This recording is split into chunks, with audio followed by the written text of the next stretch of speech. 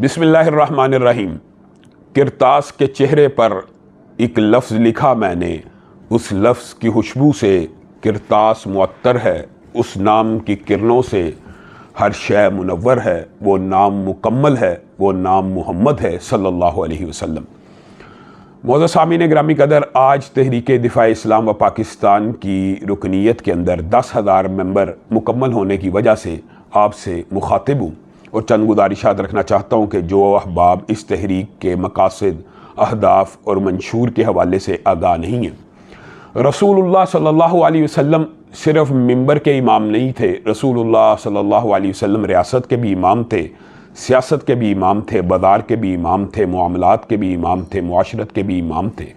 لیکن ہمارے معاشرے کے اندر یہ غلط العام ہے کہ جو دین ہے وہ صرف مسجد تک محدود رہے، جو علماء ہیں، جو مولوی ہیں، وہ صرف ممبر و محراب تک محدود رہے۔ دین جب تک مسجد کے اندر محدود رہے گا، کوئی کسی کے کان پہ جوں بھی نہیں رینگتی۔ آپ مسجد کے اندر اللہ اللہ یا اللہ اکبر یا سبحان اللہ کی تسبیحات نکالتے رہے، کسی کو کوئی فرق نہیں پڑے گا۔ لیکن جیسے ہی آپ اس دین کو، جو اس دین کا حقیقی مقصد ہے، معاشرے کے اوپر، ریاست کے اوپر، سیاست کے اوپر اپلائی کرنے کی کوشش کریں گے، معاشرے کا ایک بہت بڑا طبقہ آپ کے خلاف ہو جائے گا۔ بلکہ اگر اس دین کو معاشرے کے اوپر لاگو کرنے کی بات کی جائے گی تو بہت سے لوگ اور بہت سی سامراجی قوتیں بھی آپ کے خلاف کھڑی ہو جائیں گی۔ گویا ہمارے معاشرے کے اندر یہ بات پھیلا دی گئی ہے کہ ریاست کا مذہب کے ساتھ کوئی تعلق نہیں ہونا چاہیے، جو خلاف شریعت ہے۔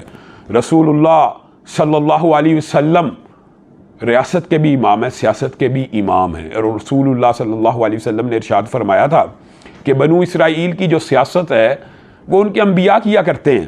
ایک نبی جاتا ہے، دوسرا نبی ان کا سیاسی قائد، لیڈر بن جاتا ہے۔ لیکن میری امت میں میرے بعد نبی نہیں آئے گا، لیکن علماء آئیں گے جو میرے وارث ہوں گے۔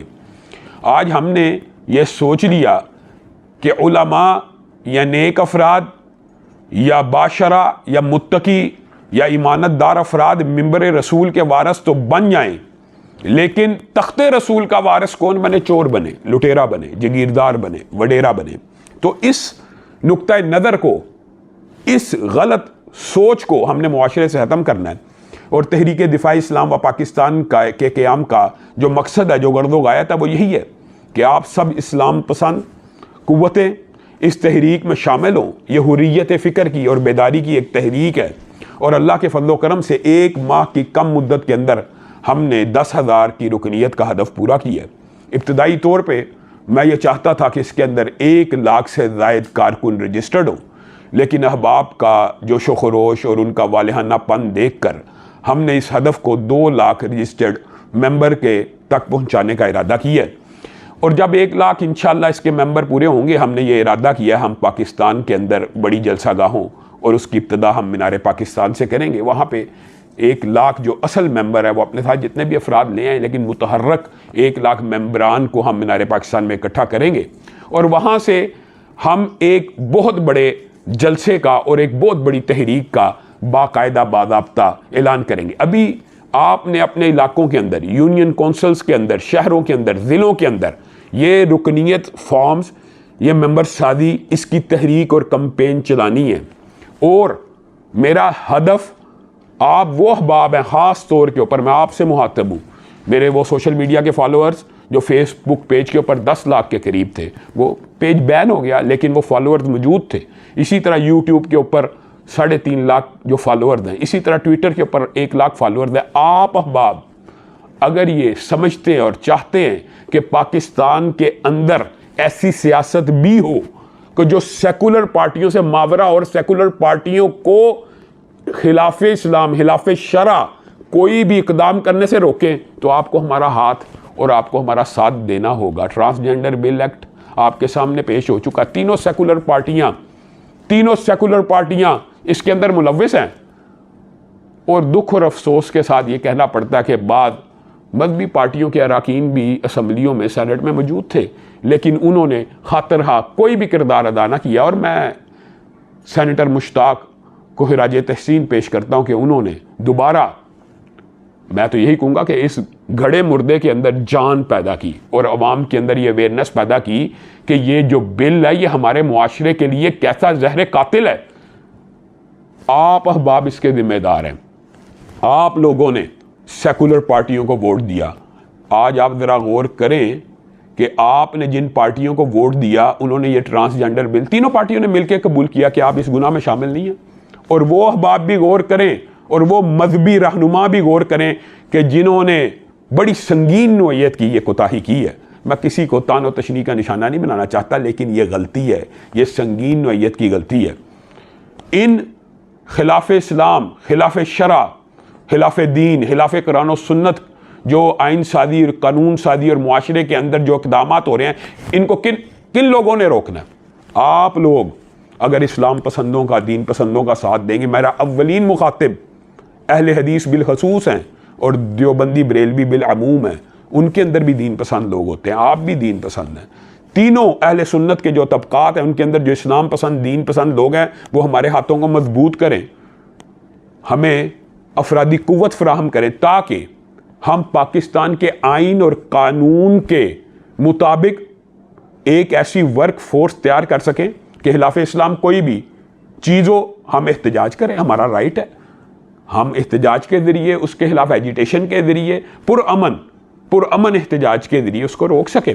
میں آپ کے سامنے ایک مثال دیتا ہوں. ایک دور کے اندر علامہ شہید نے ایک بل کے حوالے سے اپنے تحفظات کا اظہار کیا، لیکن اس بل کو پیش کر دیا گیا. علامہ صاحب اسمبلی میں موجود نہیں تھے، بابا شہید اس وقت اسمبلی میں موجود نہیں تھے، لیکن اسمبلی سے باہر ہوتے ہوئے بھی کسی کی جرت نہیں تھی کہ اس خلاف شریعت بل کو کوئی منظور کر سکے. مذہبی جماعتوں کا، دینی جماعتوں کا، دینی تحریکوں کا جو مقصد اور گرد و غایت ہوتی ہے وہ یہ پریشر گروپ ہی ہوتی ہے.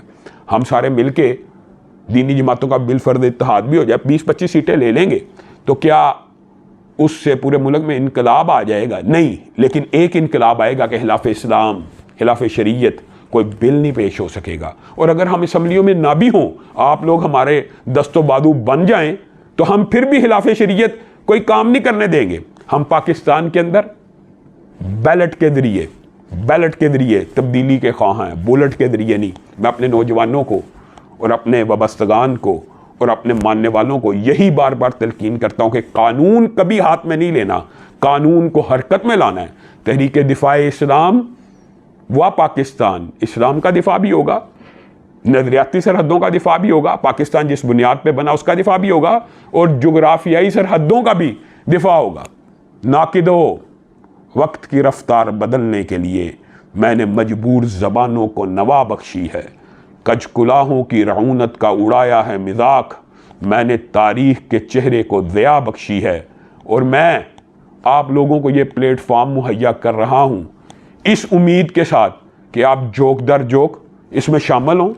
جلد از جلد 2 لاکھ رجسٹرڈ کارکنان کی رکنیت کو مکمل کریں. اللہ کے فضل و کرم سے آپ یہ دیکھیں گے کہ 1 لاکھ 2 لاکھ جب کارکنان رجسٹرڈ ہو جائیں تو وہ ایک بہت بڑی ووٹ بینک بھی بن جاتا ہے. 1 لاکھ کارکنان متحرک ہوں تو 10 لاکھ ووٹ ہوتے ہیں، 2 لاکھ کارکنان ہوں تو 20 لاکھ ووٹ ہوتے ہیں.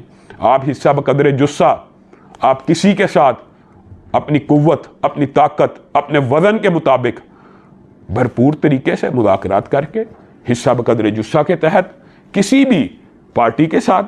میں آپ کو یہ بات بھی بتانا چاہتا ہوں کہ سیاسی پارٹیوں کے ساتھ اتحاد کرنا ان امور کے اوپر جو ہم مشترک ہوں، میں اس کو حرام نہیں سمجھتا اور یہ حرام ہوتا بھی نہیں ہے. اس لیے ہم نے بنیادی طور پہ ان سیکولر پارٹیوں سے جان چھڑانے کے لیے یہ تحریک بنائی ہے، لیکن ختم نبوت کا کاز ہے، دفاع صحابہ کا کاز ہے. اس طرح کے جو امور ہیں ان کے اندر اگر ہمیں سیاسی پارٹیوں کی حمایت درکار ہو، آپ کو پتہ جو قانون سازی کا مرحلہ ہوتا ہے اس کے اندر دیگر پارٹیوں کی بھی اراکین کی اہمیت ہوتی ہے. تو ہم اس بات کو مد نظر رکھتے ہیں، سیاسی سوچ و فکر رکھتے ہیں. ہم پاکستان کی سرحدوں کا دفاع بھی کریں گے، ہم نظریاتی سرحدوں کا دفاع بھی کریں گے، اور ہم یہ سمجھتے ہیں کہ حکمراں ہو گئے کمینے لوگ، خاک میں مل گئے نگینے لوگ، اور یہ زمین جب تلک نہ لیں گے ہم اس سے اگتے رہیں گے یوں ہی غم. اس خدا کو مٹائیں گے ہم ہی، فصل گل لے کے آئیں گے ہم ہی. اور یہ ہم ہی سے مراد آپ وہ افراد ہیں کہ جنہوں نے ساری زندگی عمران خان کو ووٹ دیا، نواز شریف کو ووٹ دیا، پیپلز پارٹی کو ووٹ دیا۔ آئیے اگر ممبر رسول کے اوپر آپ چور، لٹیرا، کرپٹ، شرابی اور زانی کو نہیں دیکھنا چاہتے تو تحت رسول کے لیے بھی یہی شرط عائد کر دیجئے۔ علماء رہنمائی کے لیے آئے ہیں، علماء رہنما ہوتے ہیں، علماء ان سیکولر اور سیاسی لیڈروں کے چاپ لوس نہیں ہوتے اور ان کے پیچھے چلنے کے لیے نہیں آتے۔ علماء، آپ ایک بتائیں، ایک عام فہم بات ہے، ایک مسجد کا امام بھی نمازیوں کے آگے کھڑے ہوتا ہے، تو کیا ایک عالم دین کرپٹ، چور، لٹیروں، وڈیروں کے پیچھے ہاتھ باندھا کھڑا ہوا اچھا لگتا ہے؟ خدا کرے کہ میری ارض پاک پر اترے وہ فصل گل کہ جسے اندیشہ زوال نہ ہو۔